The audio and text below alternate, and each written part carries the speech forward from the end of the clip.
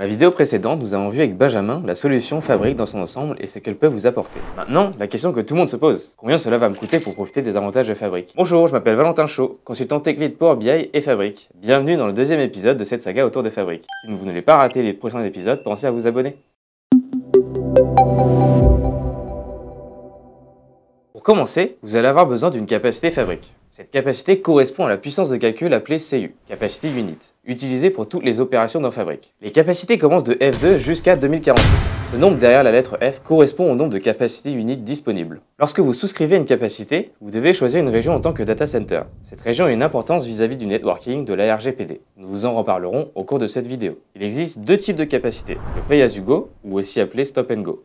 La deuxième option étant l'instance réservée. Les deux types de capacités offrent chacun des avantages et inconvénients, notamment vis-à-vis du prix et du mode de facturation. A noter que les prix annoncés dans cette vidéo peuvent être amenés à changer car l'outil évolue très vite. N'hésitez pas à nous contacter pour des informations plus à jour. La capacité en Pay as you go ou Stop and Go comme son nom l'indique peut être éteinte ou allumée et le nombre de CU peut être monté ou baissé en quelques clics à votre guise. Vous pouvez suivre en temps réel la consommation ainsi que la facture de votre capacité. La capacité d'instance réservée quant à elle est un engagement sur 1 ou 3 ans, qui vous offre des avantages en termes de facturation. La disponibilité est donc de 24 heures sur 24, 7 jours sur 7. Le prix reste fixe et vous pouvez donc avoir jusqu'à 41% de réduction par rapport au prix du Pay as you go. Que ce soit en Pay as you go ou en instance réservée, s'ajoutent à cette facturation les coûts de stockage et de networking. Le stockage que vous utilisez sur OneLake vous coûtera par Tera 21 € environ par mois. Des coûts de networking sont aussi ajoutés lorsque vous déplacez des données de région en région. C'est pour cette raison que le choix de la région doit être adapté à votre gouvernance. Vous avez peut-être déjà du Premium Power BI et vous vous demandez ce qu'elle va devenir. Il ne sera plus possible de souscrire à des capacités Premium de Power BI à partir de juillet 2024. Il est possible de convertir votre capacité Premium Power BI en capacité Fabric, pour quasiment le même coût à quelques euros près lorsque vous souscrivez en instance réservée et donc sur un engagement annuel.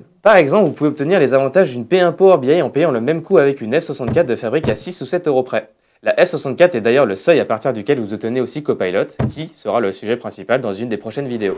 En résumé, nous vous conseillons de commencer à faire vos tests sur des petites capacités Pay as you go comme une F2 qui coûterait 33 centimes de l'heure et que l'on peut éteindre ou allumer lorsque nécessaire. Il est d'ailleurs possible d'automatiser des heures où la capacité est allumée ou éteinte, par exemple éteindre le week-end et le soir à partir de 19 h. Lorsque vous avez pu valider que Fabric est l'outil qu'il vous faut et que vous avez besoin d'une disponibilité continue, vous pouvez vous engager avec une instance réservée pour profiter d'une réduction sur le prix. Vous avez maintenant une petite idée du mode de facturation avec Fabric, mais le scénario spécifique à votre entreprise n'est peut-être pas couvert avec ces informations. N'hésitez pas à nous contacter via le lien en description pour obtenir des conseils adaptés à vos besoins. Si cette vidéo vous a plu, pensez à liker et partager. Et pour ne pas rater les prochains épisodes, abonnez-vous. À bientôt!